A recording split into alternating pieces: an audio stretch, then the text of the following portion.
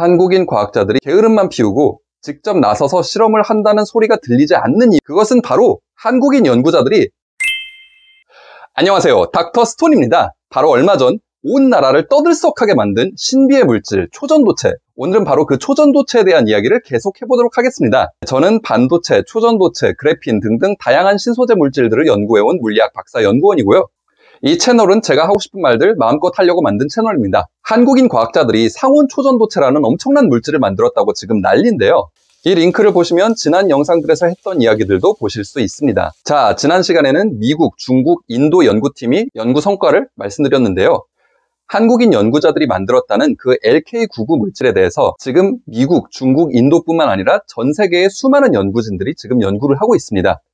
자, 그럼 세계 과학자들이 이렇게 발빠르게 움직이고 있는데 도대체 한국인 과학자들은 왜 아무 소식이 없나? 이런 글이 올라온 것도 봤는데 한번 읽어드리겠습니다. 솔직히 한국 석박사들 존나 무책임하지 않음? 그렇게 미개하다고 욕하는 중국, 인도는 레시피 족같이 적어놓은 것까지 케이스 구분하면서 이 악물고 실험 중인데, 상식적으로 한국이 만든 한국 물질의 한국 논문인데 국내 대학들 실험 소식 단 하나도 없고 그냥 논문 가지고 징징거리는 거 말고는 한 게 뭐임? 우선 여러분, 이 상온 초전도체라는 것이 얼마나 획기적인 것인지, 그래서 지금 과학자들이 얼마나 이것을 황당해하고 얼마나 이것을 받아들이지 못하는지 아셔야 합니다.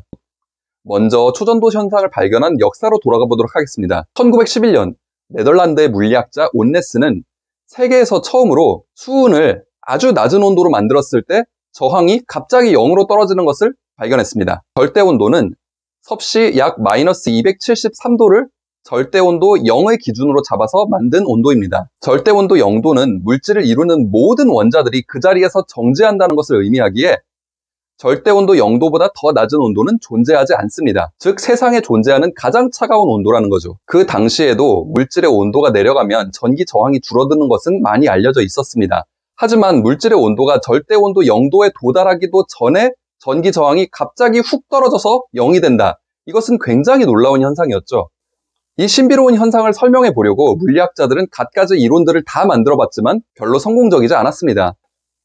그리고 인간이 처음으로 초전도 현상을 목격하고 거의 50년이 다 돼서야 초전도 현상을 그럴듯하게 설명하는 이론이 나타나게 됩니다.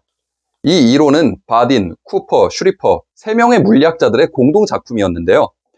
이 이론의 이름은 세 사람의 머리 끝자를 따서 BCS 이론이라고 지어지게 되었습니다. 1972년 이 세 사람은 그 공로로 노벨 물리학상까지 수상하게 되었고요. 바딘 이 아저씨는 노벨 물리학상을 한 번이 아니라 2번이나 탔어요. 두 번째 노벨 물리학상은 현대 컴퓨터 문명의 근간을 이루는 트랜지스터를 발명한 공로로 타게 되었습니다. 참고로 천재 물리학자 아인슈타인도 노벨 물리학상은 딱 한 번밖에 못 탔습니다. 따라서 어떻게 보면 바딘이 아인슈타인보다 더 위대한 물리학자라고도 볼 수 있죠. 자, 여기서 알 수 있는 사실은 무엇이냐? 아인슈타인은 풍성하지만 바딘은 대머리죠. 위대한 물리학자가 되고 싶으면 쓸데없이 머리카락이 남아있으면 안 된다는 것입니다. 예, 저도 위대한 물리학자가 되는 것이 꿈인데요. 하루빨리 머리가 좀 벗겨져야 되겠습니다.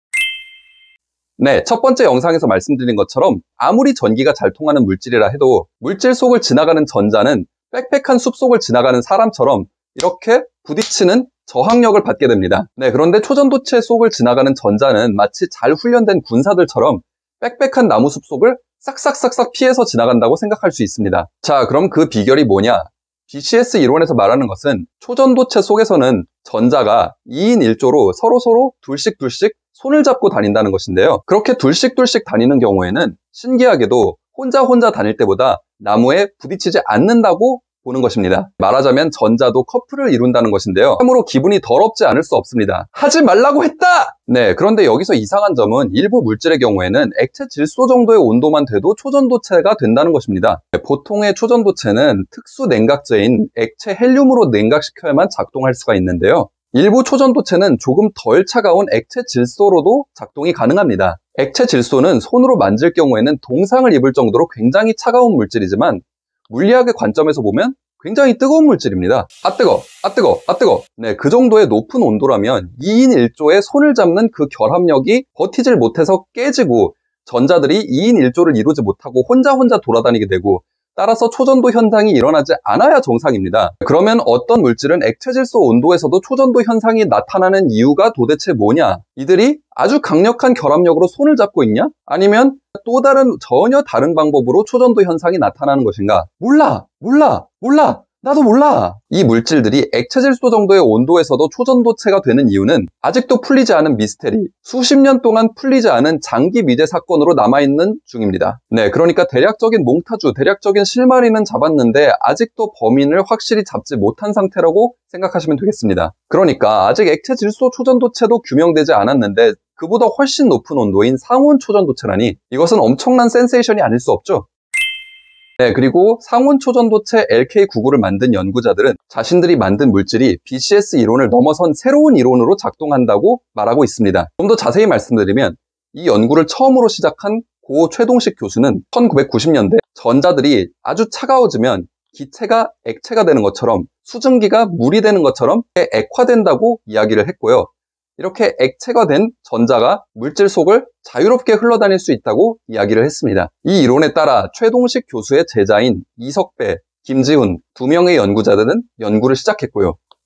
이들은 20년이 넘는 세월이 지나 2020년대에 새로운 물질을 만들었고 이 물질의 성질을 BCS 이론으로도 설명할 수 없었고 최동식 교수의 이론으로도 쉽게 설명할 수 없었다고 말했습니다. 그래서 그들은 김현탁 박사를 찾아갑니다. 김현탁 박사는 2021년에 초전도체에 대해서 BCS 이론을 넘어선 새로운 이론을 만들어서 논문을 발표한 바가 있습니다. 김현탁 교수는 이 물질 속에 있는 전자들이 BCS 이론에서 말하는 것처럼 둘씩 손을 잡기는 하되 어떤 강력한 힘에 의해서 새롭게 손을 잡고 있어서 온도를 더 올리더라도 BCS 이론에서 말하는 것처럼 쉽게 그 결합액이 깨지지가 않는다. 상온에서 또는 상온보다 더 높은 온도에서도 전자들이 서로 여전히 손을 잡고 있을 것이다. 그래서 상온 초전도체가 가능할 것이다. 라고 예측을 했습니다. 이 김현탁 박사는 금속 부도체 전이라는 현상에 대해서 연구를 했었는데요. 초전도 현상과는 다르지만 이것도 여전히 신기하고 응용 분야가 많은 그런 신기한 현상입니다. 금속 부도체 전이 현상을 설명하는 이론 중에 하나는 두 물리학자의 이름을 따서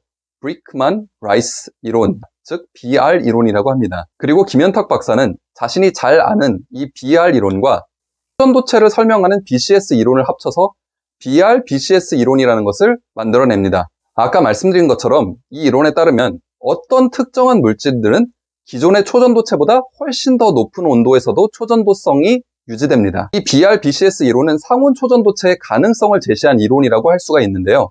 문제는 이 BR-BCS 이론이 다른 물리학자들 사이에서 널리 인정받지도 못하는 이론이고 실험으로 증명된 적도 없는 이론이라는 것입니다. 그리고 김현탁 박사는 이 LK99 물질이 자신의 이론을 증명해주는 증거라고 주장하는 중입니다.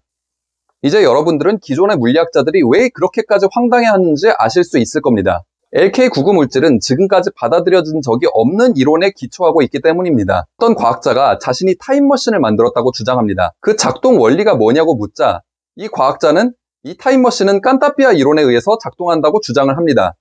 얼마나 황당하겠습니까? 하지만 만약에 LK99 물질이 진짜 상온 초전도체 물질이라고 밝혀진다면 이것은 현대 물리학에 엄청난 변화를 일으키는 사건이 될 것입니다. 과연 성공할 수 있을까요?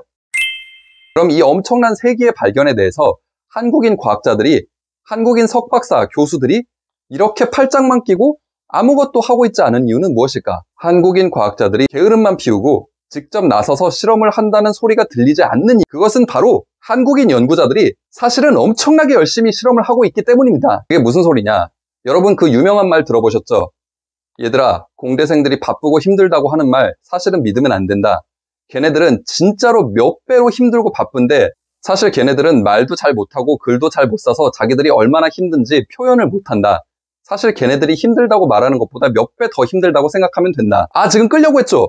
여러분, 과학자의 양심을 믿어달라는 게 아니고요. 여러분, 꿈의 물질이라 불리던 2차원 신소재 물질 그래핀이 발견되던 2005년으로 돌아가 보도록 하겠습니다. 그래핀은 자기 혼자 뿅 하고 등장한 스타가 아닙니다. 지난 시간에 흑연 결정에 스카치 테이프를 짝짝짝짝짝 하고 떼니까 그래핀이 만들어졌다고 했죠. 세계의 과학자들이 이 엄청난 소식을 듣고 아, 저 사람들이 성공했구나 하고 손 놓고 놀고만 있었을까요? 아닙니다. 스카치 테이프를 가지고 원자 결정층을 만들 수 있다는 이 놀라운 소식이 전해지자 수많은 과학자들은 그야말로 군침을 흘리면서 나도 대박을 내고 싶다 하는 일념으로 마치 금광을 향해서 달리듯이 달리기 시작했습니다. 전 세계의 과학자들은 수많은 결정 물질들을 스카치 테이프로 짝짝짝짝 떼보기 시작했고 그래핀과 비슷하지만 훨씬 다양한 성질을 가지고 있는 다른 다양한 물질들 금속성의 2차원 물질인 그래핀이 아니라 2차원 반도, 2차원 위상부도체, 2차원 초전도체까지 수많은 2차원 물질들을 발견하는 데 성공합니다. 지금까지 탐험가들이 찾지 못했던 물질 세계의 거대한 신대륙이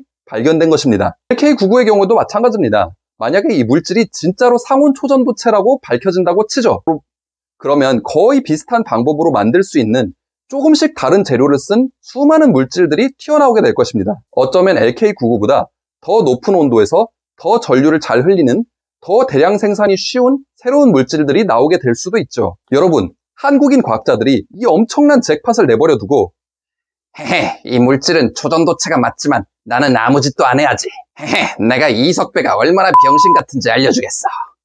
이럴 것 같습니까? 한국인 과학자들은 해외 과학자들처럼 자기들이 실제로 직접 실험을 해보지 않고 그냥 퀀텀 에너지 연구소에 편하게 샘플을 내놔라 하고 요청한다. 그런 비판도 있습니다. 그렇지가 않고요. 한국인 초전도 과학자들은 이미 실제로 실험에 들어갔습니다. 초전도 연구로 유명한 고려대, 성균관대, 서울대 세 연구진이 달라붙었습니다. 한국 초전도 학회도 이런 샘플을 만드는 것이 얼마나 어려운지는 잘 이해하고 있습니다. 그래서 학회 측이 내건 조건은 상온 초전도체를 입증하기 위해서 세 연구진 중에 하나라도 제대로 된 샘플을 만들어서 초전도체를 만들면 LK99가 상온 초전도체라는 것을 인정하겠다라는 것입니다. 해외 과학자들은 한국까지 와서 직접 표본을 받아가기가 어려우니까 일단 자기들이 만드는 것이고요. 한국인 과학자들은 실제로 샘플을 만드는 동시에 샘플을 또 요청을 할 수도 있는 것입니다. 바로 옆에 있으니까. 예를 들어서 똑같은 요리 레시피를 보고 다양한 요리사들이 요리를 만들면 자기들마다 다양한 맛이 나올 수도 있는 겁니다. 이때 요리사들끼리 직접 만들어놓은 요리를 한번 보여달라, 맛보여달라 하는 것은 전혀 이상한 것이 아닙니다.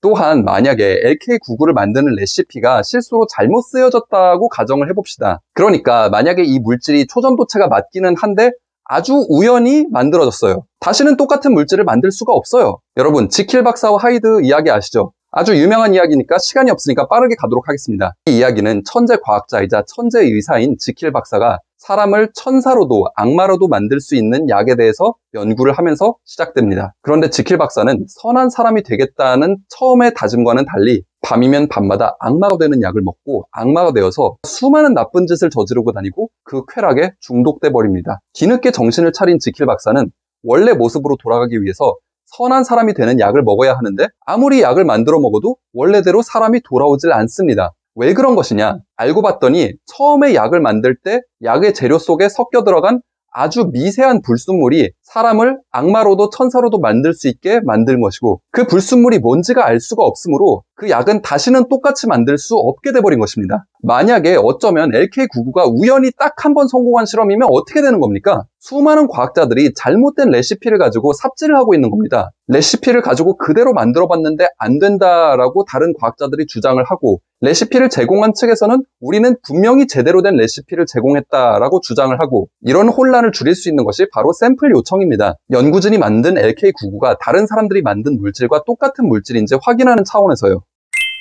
상온 초전도 물질인데 왜 한국 초전도 저온학회가 나서느냐라는 비판도 있습니다. 하지만 초전도체 관련해서 가장 권위 있는 사람들이 모인 학회가 바로 한국 초전도 저온학회고요. 네, 아까 말씀드린 대로 액체 질소는 굉장히 차가운 물질이지만 물리학적으로 봤을 때는 굉장히 뜨거운 물질이기도 합니다. 즉, 액체 헬륨의 입장에서 봤을 때는 액체 질소든 상온이든 그게 그거인 뜨거운 온도라는 것이죠. 따라서 액체 질소 초전도체에 대해서 전문성을 가지고 있는 한국 초전도 저온학회가 상온 초전도체에 대해서도 전문성을 가지고 있다고 봐야 합니다. 네, 다시 그래핀 이야기로 돌아가 보면요. 그래핀이 발견된 직후에는 정말 엄청난 장밋빛 전망들이 가득했습니다. 그래핀 반도체가 현재 널리 사용되고 있는 실리콘 반도체를 완전히 대체할 것이다. 이런 전망까지 있었죠.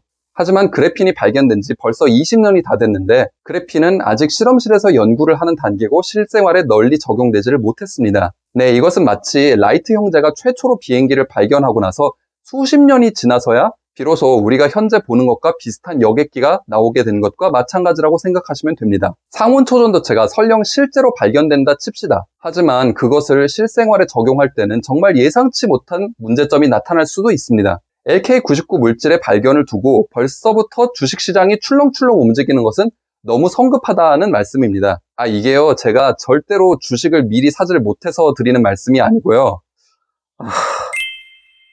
정말 이번 이슈를 두고 수많은 분들이 뜨거운 반응을 보여주셨는데요. 과학자의 한 사람으로서 감사하다는 말씀을 드립니다. 아울러서 새로운 발견에 대해서 철저히 검증을 하는 것을 굉장히 답답해 하시는 것도 저는 충분히 이해를 합니다. 어쩔 수 없습니다. 과학자들은 원래 의심하는 것이 직업이고요. 뼛속까지 박힌 습관이 그겁니다. 왜냐하면 의심하지 않고 검증 없이 쌓아 올려진 과학 연구는 마치 꼭 필요한 철근을 빼고 부실공사로 지은 건물, 바로 순살치킨 아파트와도 마찬가지이기 때문입니다. 네, 그러니까 이 이슈에 관심 가져주시는 모든 분들이 조금만 천천히 숨을 고르면서 기다려 주시길 바랍니다. 네, 이만 인사드리겠습니다. 지금까지 닥터 스톤이었습니다. 감사합니다.